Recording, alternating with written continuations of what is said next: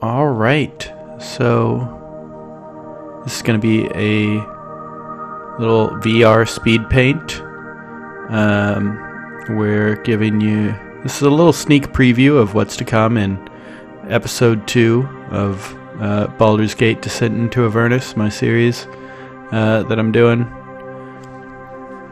We're shaping the face of this person. So we've got these two characters here. The big bucket knight guy I already made, and then he's got a female companion. They're both supposed to have the same build, and they're both partners in this cult that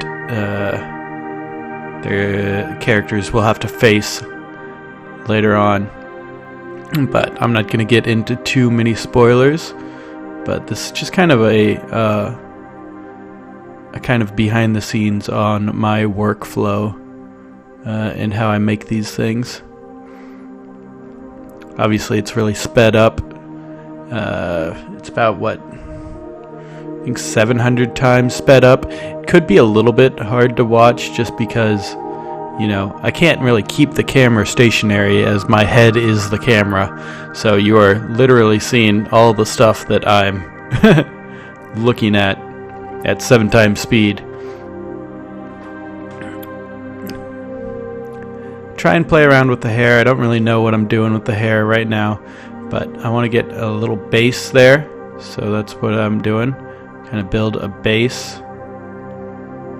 And I've found with a lot of this art that I do, I really don't like characters when I start them, and I just have to keep slowly tweaking them until it looks decent to me.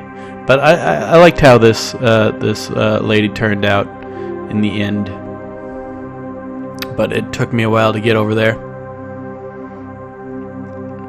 So I make one ear and then I flip it, so I can make it symmetrical on the other side. It saves me having to build an extra ear. So I definitely do that quite a bit, so that 1, it's symmetrical, and 2, it's just a lot faster.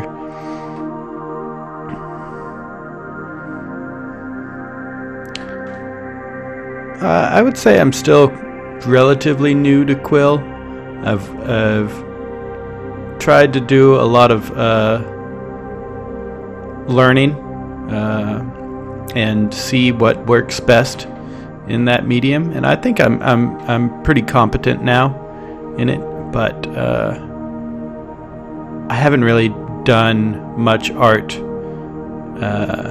before getting into Quill and VR painting. So I'm very much an amateur artist.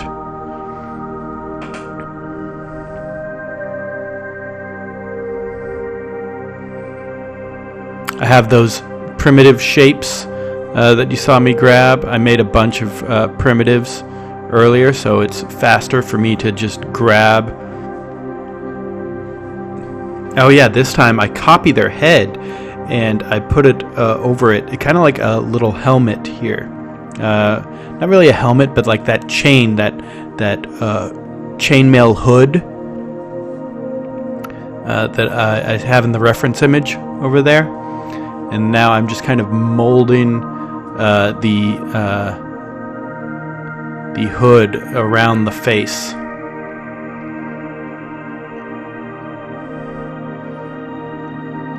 And yeah, one thing that was counterintuitive to me from when I first started using Quill is I use the grab tool actually a lot more, and it's kind of like I kind of shape it like almost like a clay, which I really didn't do a whole lot of at first, but as I experimented more and more with the medium, I found out that taking something and then slowly shaping it is a really, really good way to get what you want. I kind of just add those little triangles back there as kind of like shadows if someone were to look into her hood. They would see that dark area, and that's because like if I colored the back of her hood, it would show through on the other side. So I need just kind of something in there. I end up liking what I do with these hairs, just kind of a bunch of hair sticking out from under her hood. I couldn't really decide on a hairstyle that I liked for her, so that's why I gave her the chainmail hood, and then I just had a bunch of hair sticking out of there, and I think it worked really well. Actually, the one thing I did not like about the Bucket Knight was his body, and I end up copying it and reusing it for her. I mean, they're supposed to have similar builds, but I thought it was funny because, yeah, I did not like his body, but I end up reshaping it. You'll see I kind of reshape it, and I make it a little bit better because he has the initial guy has really bad posture. So I definitely kind of try and tweak that and give her a better posture.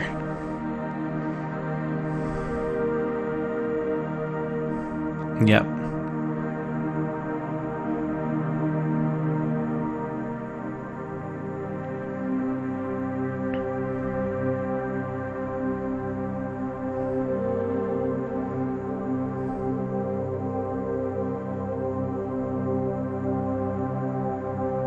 Kind of give her a belt right there.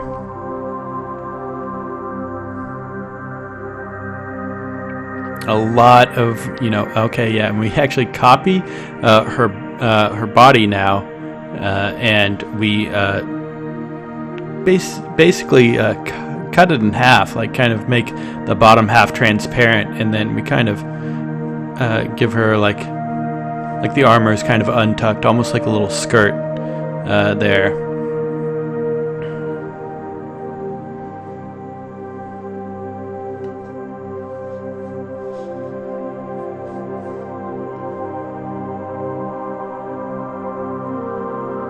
Give her the legs, just some simple legs.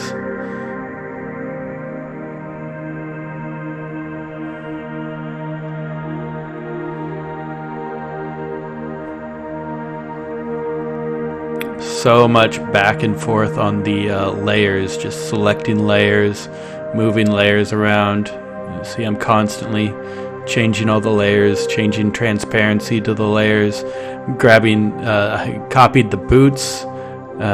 Hopefully the boots won't be in any shot. They're just kind of there just so that they have boots. But I'm going to try and hopefully not get them in any of the shots, so I didn't really spend too much time on the boots. The gloves, the gloves and the hands I took from the knight over there. I actually really enjoyed what I did with the hands. I think it was one of my first time actually making hands that I didn't hate in Quill. Fill in some of the gaps. Need to work on her arm. Her arm was really janky, but we get it fixed up. Give her shield, which again I drew before, gave it to the guy, but that is her shield. She's going to be the one holding that shield.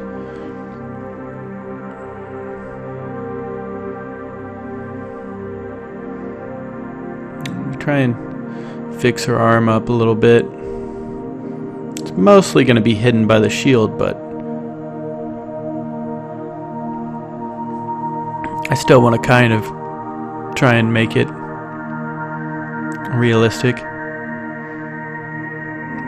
Import a new reference image to get her the mace that she wields.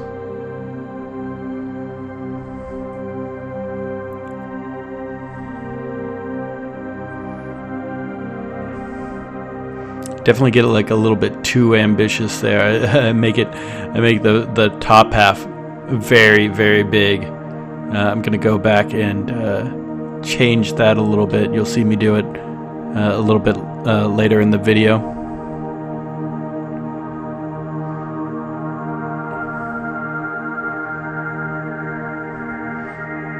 Yeah, I think I just removed the ball top completely. And this is the polygon view. You can see all the polygon count for all of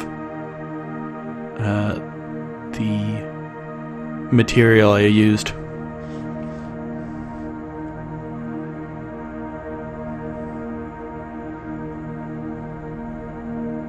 Now we're going in and giving her some eyes. And this is kind of like a cheap, easy way to do eyes. I go for a more full 3D eye later on with some of my guys. But that's about it. And we save, and here's the final product. You can see her in a future episode.